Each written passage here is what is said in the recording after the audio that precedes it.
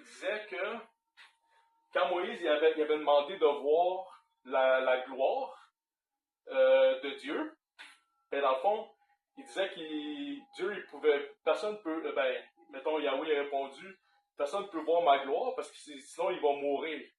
Il avait dit dans le fond de se cacher en arrière de la roche, puis que là, quand il va partir, mettons, dans les cieux, il va pouvoir voir au moins une partie de sa gloire, mais même à ça, il avait été brûlé.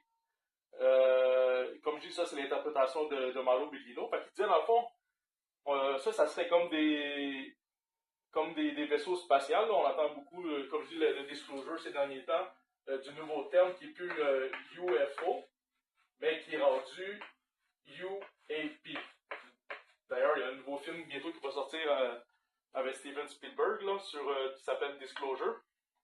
On voit tout ce qui se passe aux États-Unis avec Dave Rancrush, Freyer, puis toutes les autres aussi là, qui s'en vont. Louis Elizondo, c'est sûr Bob Lazar, ça fait longtemps qu'il est là. Fait que beaucoup de monde, George Knapp qui fait les films avec Jeremy Corbell puis tout ça. Des choses vraiment intéressantes. Comme je dis, moi aujourd'hui, j'apporte pas de réponse. C'est plus même des questions, mais des fois, les gens ils veulent savoir là, c'est quoi tout ce qui entoure le terme Elohim. C'est ça, comme je dis, vraiment le L, qui est la puissance, mais pas la toute puissance, selon Mauro Bellino. On faisait référence à des êtres physiques. Le Im pluriel, donc on parle pas de un, mais de plusieurs êtres. Puis on avait déjà le terme de majesté, ou de majestueux, donc on n'avait pas besoin nécessairement du Im. En fait, selon lui, on n'avait pas besoin du tout. Ou le H ici, là, si vous voulez, en français, le Im, puis le L.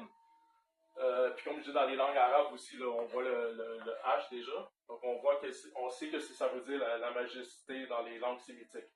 Ou Eloha, mettons, au singulier même.